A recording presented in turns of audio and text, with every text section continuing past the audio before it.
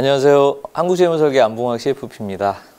오늘은 우리 수강생분들하고 연말정산에 대해서 한번 공부해보는 시간을 갖도록 하겠습니다. 자, 이제 좀 구체적으로 들어가 보겠습니다. 이제 소득공제 항목, 이제 두 번째, 아까 제가 이제 주요 그 항목 중에 이제 두 번째 소득공제 항목에 대해서 말씀을 드릴 텐데요. 소득공제 항목은 크게 인적공제, 그 다음에 이제 연금보험료, 보험료, 주택자금, 개인연금, 신용카드 이렇게 해서 지금 소득공제 항목인데. 과거에 비해서 소득공제 항목이 많이 줄어들었습니다. 왜냐하면 이 소득공제로 돼 있던 많은 항목들이 세액공제로 넘어가서 지금은 소득공제가 많이 줄어들었는데 소득공제는 소득이 많은 사람한테는 굉장히 중요한 항목입니다. 그래서 좀 구체적으로 좀 자세히 살펴보겠습니다. 자, 이제 기본적으로 첫 번째 인적공제입니다. 인적공제는 부양가족공제, 우리 흔히 이제 그렇게 얘기를 하는데요. 자, 본인은 소득하고 나이 상관없이 무조건 본인은 공제가 되는 거고요. 배우자 같은 경우에는 보면 소득 요건, 그러니까 소득이 있는 사람은 안 되는 겁니다. 그러면 나이하고는 상관이 없는데 배우자 맞벌이 하고 있는데 배우자 소득이 있다. 그러면 공제를 받으시면 안 되고요. 그다음에 이제 직계 존속은 나이하고 소득이 다 됩니다. 그래서 소득 요건에 대해서 좀 간단히 좀 말씀을 드릴게요. 우리가 이제 흔히 연말정산 이렇게 국세청 홈페이지 들어가 보거나 아니면 이제 기사를 보면 소득 금액 100만 원이라는 표현이 나옵니다. 그래서 그 소득 금액 100만 원이라는 게 총 소득이 100만 원을 의미하는 건 아니고요. 그거는 이제 내가 총급여 이런 개념으로 이제 받는 그 보수 총액은 총급여이고 소득 금액은 받는 총 금액에서 아까 저희가 살펴봤던 소득 공제 근로소득 공제를 뺀 금액이 소득 금액입니다. 그래서 그 금액이 100만 원 넘으면 안 된다는 그런 의미고요.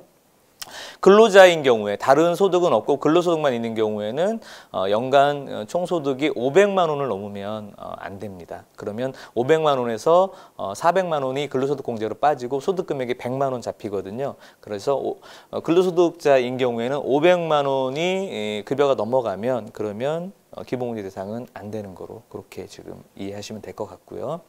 자, 경로우대는 만 70세 이상 되시는 분들은 다 받을 수 있는 거기 때문에 이거를 모르시는 분은 거의 없으실 거고 이제 장애인 공제에 대해서는 많이 좀 노력하는 경우가 많이 있으세요. 그러니까 장애인 공제는 장애인 수첩 있으신 분은 당연히 되시는 거고요. 우리 표에서 보는 것처럼 암, 중풍, 치매 등 중증 환자들 전부 다 되는데 많은 분들이 이제 이 부분을 많이 모르고 계세요. 암 환자도 장애인 공제가 된다고? 근데 그럼 어떻게 공제를 받지? 이런 이제 질문들을 많이 하시는데요. 우리가 보통 진단서 발급을 받을 때 이제 담당 주치의 선생님한테 미리 신청하시잖아요.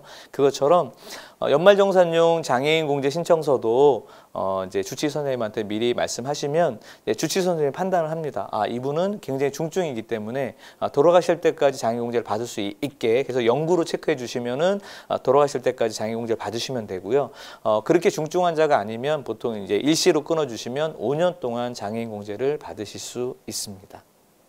보시고 분야자 공제는 이제 소득 생활 하는데 본인이 이제 이미 결혼하신 분이거나 아니면 결혼 안 하셨더라도 본인이 세대주이면서 밑에 부양가족이 있는 경우에는 분야자 공제를 받을 수 있고요. 한부모는 배우자가 없는 기본공제가 있는 이제 우리 자녀가 기본 공제 대상자에 올라오는 사람이 있는 경우에 이제 한부모 공제를 받을 수가 있습니다. 소득공제 항목은 우선 이제 가장 중요한 게 인적공제고요. 우리가 이제 보통 부모님을 놓치는 경우는 많지 않은데 이제 아버님이 직장 생활을 하시다가 아버님이 퇴직을 하시게 되면 보통 이제 아버님이 할머니를 이제 공제를 받으시다가 아버님 퇴직하게 되면 할머니를 놓치는 경우도 많이 있는데 우리가 직계 존속이라고 하면 본인의 부모, 조부모 당연히 해당이 되는 거고요. 아버님의 직계 존속도 있지만 어머님 쪽으로 직계 존속이 있잖아요. 그래서 외할머니, 외할아버지도 사실은 다 공제 대상이 되시는 거기 때문에 그런 부분들이 놓치고 있는 부분은 없는지 꼭 한번 체크해 보시고 만약에 이 경로우대 되시는 조부모님을 한 분 좀 누락을 했다면 자, 기본공제 150만 원, 그 다음에 경로우대 100만 원, 그리고 장애인 공제가 한 200만 원, 그러니까 토탈 450만 원을 내 소득공제 항목을 누락을 한 거예요. 그러면 450만 원에서 16.5% 이렇게 주민세 포함해서 16.5%를 계산해 보면 74만 2,500원만큼 세금을 더 내신 거거든요. 이런 경우에는 사실 굉장히 큰 금액을 놓치신 거잖아요. 그래서 사실 우리가 연말정산에서 가장 절세 포인트로 이렇게 체크해야 될 항목 중에 첫 번째는 소득공제 인적공제 항목을 받을 수 있는 분을 혹시 누락한 분은 없는지를 체크하시는 게 가장 중요합니다. 자, 이번에는 주택자금 공제에 대해서 좀 알아보겠습니다.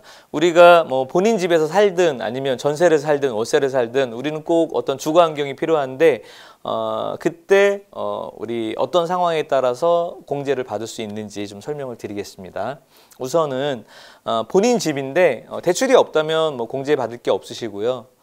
대출이 있는데 내가 집을 살 때 우리 집이 4억이 안 됐어요. 그러면 평수하고는 상관이 없습니다. 평수는 상관없고 취득 당시에 기준시가가 4억이 안 돼 있었다면 그러면 이제 그 이자에 대해서 공제를 받으실 수 있고요. 이 정확한 요건이 성립이 돼야 공제 받을 수 있기 때문에 대출 받는 은행에서 내가 연말정산에서 이 공제를 받을 수 있는지 꼭 확인하셔서 대상이 되신다면 반드시 체크하셔서 신청하시면 되고요. 자, 집이 없는 경우에는 이제 전세를 살거나 이제 월세를 살겠죠. 그래서 전세를 살고 있는 경우에는 본인이 이제 전세자금 대출 받은 거에 40% 여기는 이제 원금과 이자가 다 포함이 되는 거고요. 다만 우리가 이제 대출을 받으실 때 전세자금 대출로 받으신 거는 당연히 해당이 되는데 신용대출로 받으신 거는 해당이 안 됩니다. 왜냐하면 그게 전세자금 용도로 쓰였는지 다른 일반 생활비 목적으로 사용했는지 확인하기가 어렵기 때문에 전세자금 대출은 공제를 받으시려면 반드시 전세자금 대출로 받으셔야 되고요.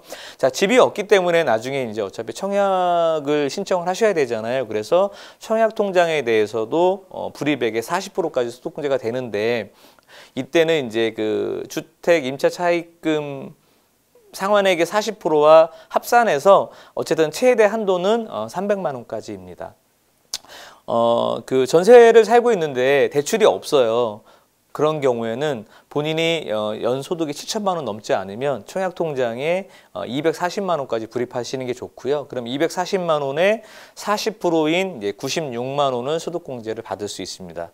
그리고 거기에 이제 본인의 세율을 곱하면 되니까 대략 96만 원에 16.5%, 그러면 꽤 많은 돈, 한 16만 원 돈 정도를 이제 세금을 덜 내실 수 있죠. 지금 현재 청약통장 이율이 1.8%니까 1.8% 이자 받으시고 그리고 16만 원 정도 세금을 들려받을 수 있으니까 무주택자인 분들은 당연히 이제 주택 청약통장에 꼭 좀 저축을 하시는 게 필요하시고요. 마지막으로 이제 전세가 아니라 월세 살고 있는 분인데 급여가 7천만 원 넘지 않는 무주택 세대주인 경우에는 월세에 대해서 10% 세액공제를 받을 수 있고요.